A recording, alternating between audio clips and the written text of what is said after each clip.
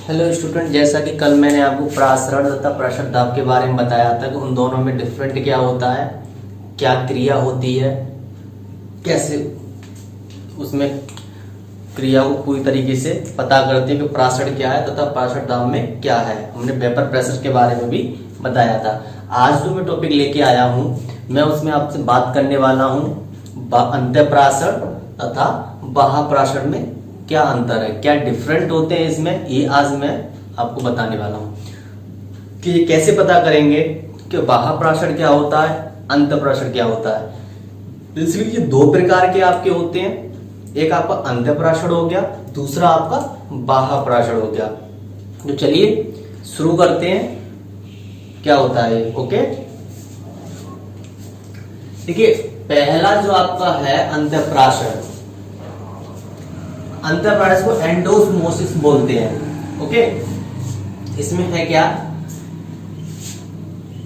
किशमिश को जल में डालने पर, किशमिश को जल में डालने पर आप देख रहे हैं यहाँ पे मैंने ब्लैक बॉक्स में बंद कर रखा है। किशमिश को जल में डालने पर जल के अणु बाहर की परत से होकर अंदर जाते हैं, तो क्या होता है, अंतःप्रासरण कहलाता है। अब इसे पता कैसे करेंगे कि अंतःप्रासरण कहलाता है।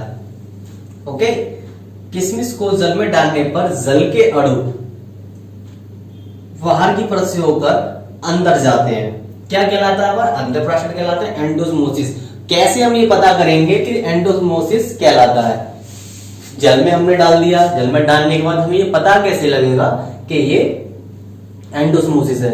देखिए यहाँ आप देख लो, कोई भी एक किशमिश है, या एक या दो या तीन या चार या पांच, ऐसे कोई इशू नहीं है कि उसमें हम दो ले सकते हैं, एक ले सकते हैं, आप कितने भी आप उसके अंदर डाल सकते हैं। ओके, तो एक सूखी किशमिश ली हमने, ये लिखा हुआ है यहाँ पर सूखी किशमिश, और हमने क्या किया, इस जल के अंदर, इस जल के अंदर हमने क्या किया, किशमिश को डाल दिया। अब देखिए क्या होता क्या है, इस किशमिश को जल में डालने के बाद इसको थोड़ी देर के लिए इस बीकर में जो हमने किशमिश डाली इसको 5 से 10 मिनट के लिए ऐसे ही रख देंगे।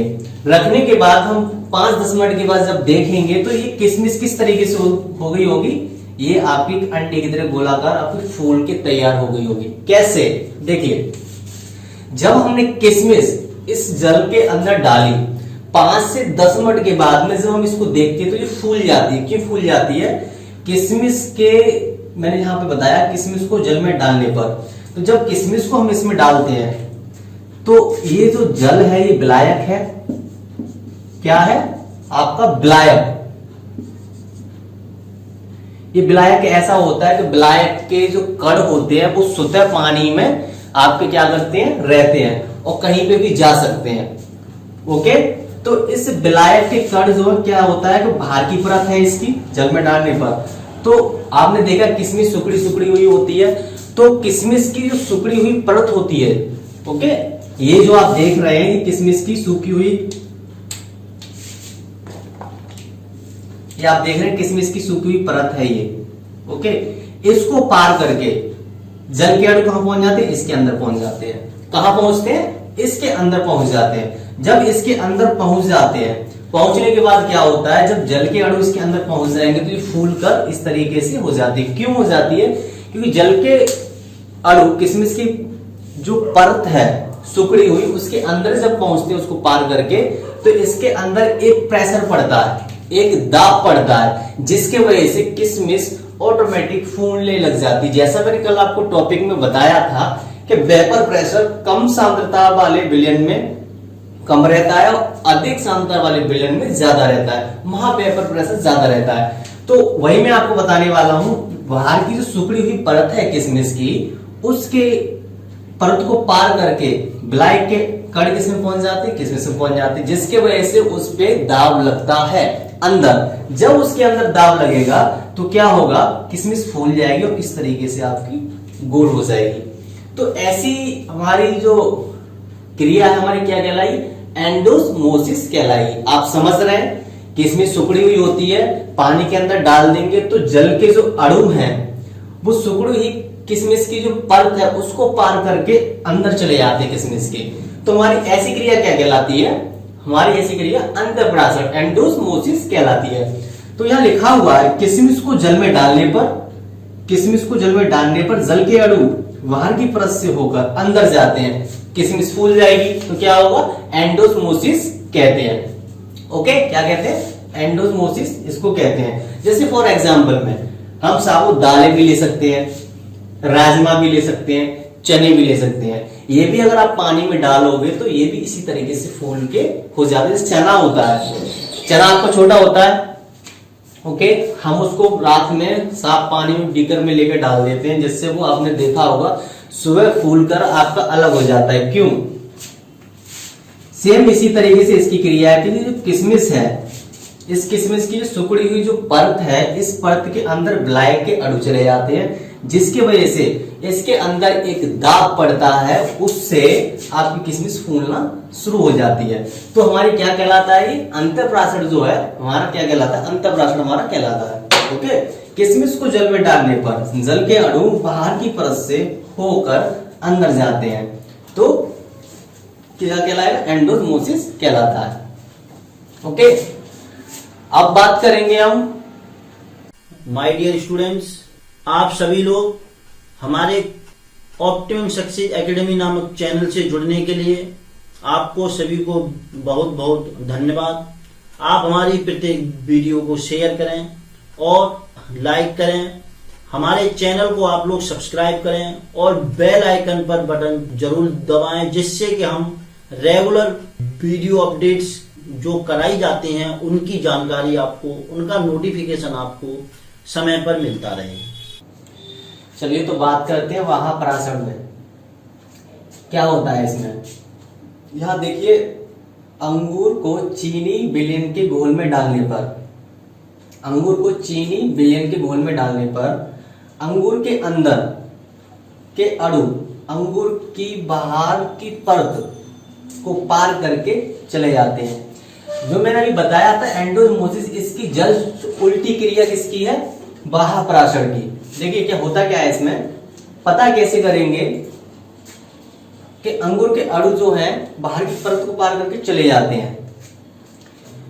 यहां आप देख रहे हैं ये अंगूर है आपका, ये आपका अंगूर है और ये आपका सिकुड़ा हुआ अंगूर है। होता क्या है, ये यहां पर लिखा हुआ है सांद्र विलयन, चीनी का विलयन। मैंने आपको बताया था कि सांद्र विलयन है तो इसका वेपर प्रेशर जो वाष्प दाब है ज्यादा रहेगा, क्योंकि इसका ये सांद्र विलयन होने की वजह से प्रेशर इसका ज्यादा रहेगा। और जैसा मैंने अभी बताया था आपको, इसका वेपर प्रेशर कम रहता है। तो बात करते हैं, ये जो अंगूर है, अंगूर को हमने पानी में डाल दिया, 5 से 10 मिनट के लिए हम इसको पानी में ऐसा ही छोड़ देंगे। तो छोड़ने के बाद होता क्या है इसमें, यहाँ हम नमक का भी घोल ले सकते हैं, चीनी का भी घोल ले सकते हैं। तो यहाँ लिखा हुआ है अंगूर को चीनी के विलयन के घोल में डालने पर, तो क्या होगा, अंगूर जो है बिल्कुल आपका गोल है, इसकी जो परत है बिल्कुल सिकुड़ी हुई नहीं है। तो अंगूर के अंदर के अणु, इस अंगूर के अंदर जो इसके अणु हैं, इस अंगूर के अंदर जो भी अणु है वो क्या होंगे, इस अंगूर की जो बाहर की जो परत है, इस परत को पार कर जाते हैं और पार करने के बाद जल के अणु होके जल में आपके आ जाते हैं। ओके, क्या होगा, अंगूर के अंदर के अणु अंगूर की बाहर की परत को पार करके चले जाते हैं, तो हमारा क्या कहलाता है, एब्समोसिस कहलाता है। तो जब इस अंगूर के अणु आपके बाहर निकल जाएंगे तो क्या होगा, उसके अंदर क्या पड़ रहा है, दाब पड़ रहा है, प्रेशर पड़ रहा है अंदर से। क्यों पड़ रहा है, क्योंकि उसके अंदर के जो अणु है आपके बाहर निकल रहे हैं। जब उसके बाहर निकलेंगे तो क्या होगा, अंगूर जो है धीरे धीरे धीरे तरीके से वो सिकुड़ना शुरू हो जाता है। तो ये हमारा क्या कहलाता है, बाह्यप्राशन कहलाता है। जस्ट इसकी उल्टी क्रिया है, ठीक है। तो अंगूर के अंदर के अणु अंगूर की बाहर की परत के पार कर चले जाते हैं, तो हमारा क्या कहलाता है, बाह्यप्राशन कहलाता है। ये हमारी होती है बाह्यप्राशन और अंतःप्राशन में डिफरेंट, ये दोनों अंतर केवल यही है। आप इसकी जस्ट जो उल्टी क्रिया है, इसमें होता क्या है, इसमें किशमिश में बाहर की जो परत होती है उसको पार कर अंदर जाते हैं किशमिश के अंदर, तो हमारा ये अंतःप्राशन क्रिया कहलाता है। और बाह्यप्राशन में क्या होता है, बाह्यप्राशन में किशमिश अंगूर की जो परत है उसको अंदर के अणु है वो बाहर निकल जाते हैं। कहाँ पहुंचेंगे, आपके विलायक में। तो जब विलायक में आपके पहुंच जाते हैं अणु निकल के अंगूर से, तो क्या होगा, अंगूर आपका धीरे धीरे तरीके से सिकुड़ना शुरू हो जाता है। तो ये हमारा जो पूरा प्रोसेस जो है हमारा क्या कहलाता है, बाह्यप्राशन कहलाता है। तो यही बाह्यप्राशन में और अंतःप्राशन में आपकी डिफरेंट है। तो आपको समझ में आया होगा कि बाह्यप्राशन में और अंतःप्राशन में क्या डिफरेंट है।